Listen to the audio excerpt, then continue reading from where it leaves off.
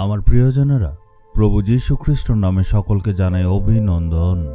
এই জায়গাটা দেখছেন, জেরুসালেমের জলপাই বাগান, যেটা জলপাই পর্বতে আছে, সেখান থেকে আমি আজ কথা বলছি। আপনারা দেখতে পাচ্ছেন এই জায়গাতেই গেতসেমানি বাগিচা ছিল। আমরা শাস্ত্রে তো এর ব্যাপারে পড়েছি। যিশু এই গেতসেমানি বাগিচাতে এসে প্রার্থনা করেছিলেন। এই সব জায়গাতে যিশু প্রার্থনা করতেন। আমরা যখনই এখানে আসি সময় বের করি যাতে আমরা শাস্ত্র অধ্যয়ন করতে পারি আর প্রার্থনা করতে পারি। দেখুন, এদিক ওদিক বসে ঈশ্বরের সন্তানেরা প্রার্থনা করছে। এখানে আসলে প্রার্থনার আত্মা আমাদেরকে উৎসাহ দেয়। এইখানে ঈশ্বরের উপস্থিতিকে আমরা দেখতে পারি, যেটা হৃদয়কে ভগ্ন করে আর মনে বোঝা নিয়ে অন্যদের জন্য প্রার্থনা করতে সাহায্য করে। তার মানে যিশু যেমন প্রার্থনা করতেন, আমরাও যাতে করি। যখন যিশু প্রার্থনা করেছিলেন, একটা জিনিস ঘটেছিল। সেটা কি জানেন? যিশু একা প্রার্থনা করেছিলেন মনের মধ্যে বোঝা নিয়ে জগতের উদ্ধারের জন্য। তিনি তার 3 শিষ্যদেরকে মনের মধ্যে একই বোঝা নিয়ে প্রার্থনা করতে আদেশ দিয়েছিলেন, কিন্তু তারা ঘুমিয়ে পড়ল। তখন যিশু একা প্রার্থনা করলেন।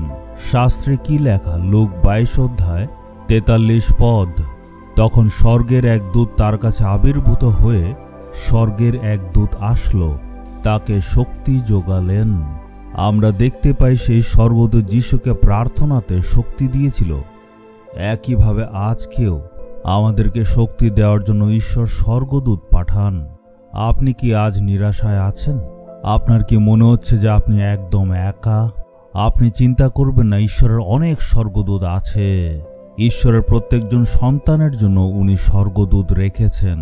এই স্বর্গদূতেরা আমাদেরকে শক্তি দেয়া, রক্ষা করে। আমার প্রার্থনার জীবনে অনুভব করেছি, একবার আমি অনেক দুশ্চিন্তার মধ্যে ছিলাম। আমি ওই সময় এত চাপের মধ্যে ছিলাম যে প্রার্থনা করতে আমার জন্য কষ্ট হয়ে যাচ্ছিল। আমি ভাবছিলাম কেউ যদি সাহায্য করে। সেই দিন কোনো ঈশ্বরের দাস বা যারা আমাকে ভালোবাসত কেউই আমার কাছে আসেনি। বিকেলবেলা যখন আমি হাঁটু গাড়লাম, আমি কাঁদতে লাগলাম। আমি বুঝতে পারছিলাম না কি প্রার্থনা করব।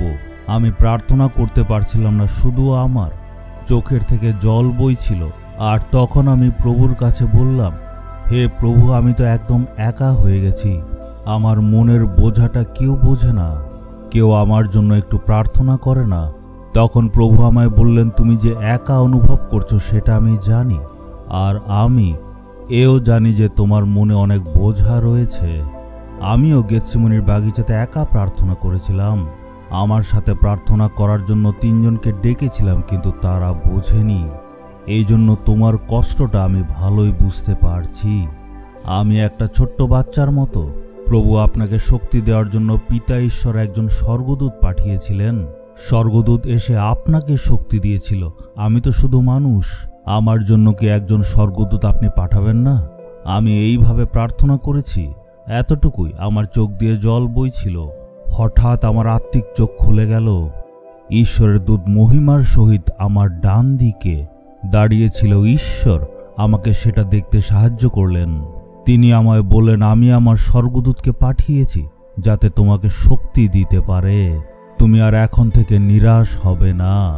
সঙ্গে সঙ্গে আমার দুঃখ, আমার বোঝা আমার থেকে সরে গেল। আমার প্রিয়জনেরা, আপনি মনে এই কথা ভাববেন না যে আপনি একা আছেন। আপনার জন্য ঈশ্বরের দূতরা রয়েছে। তারা শুধুমাত্র আপনাকে শক্তি দেন না, তারা আপনাকে রক্ষাও করে। এটা স্মরণে রাখলে মনে সান্ত্বনা পাবেন। ঈশ্বর তার দূত দ্বারা আপনাকে শক্তি দেন। আজকে আপনি দুশ্চিন্তায় আছেন? আপনার মনের মধ্যে কি যন্ত্রণা আছে? ঈশ্বর বলছেন, আমার ছেলে আর আমার মেয়ে, তুমি একা থাকলেও ভয় করবে না। আমার স্বর্গদূতেরা তোমার সঙ্গে আছে। আপনার বলতে হবে, ঈশ্বরের দূত আমার সঙ্গে আছে। আমার জন্যেই ঈশ্বর তাদেরকে নিযুক্ত করেছেন। আপনি বলুন, প্রভু, আপনার প্রেম কত মহান।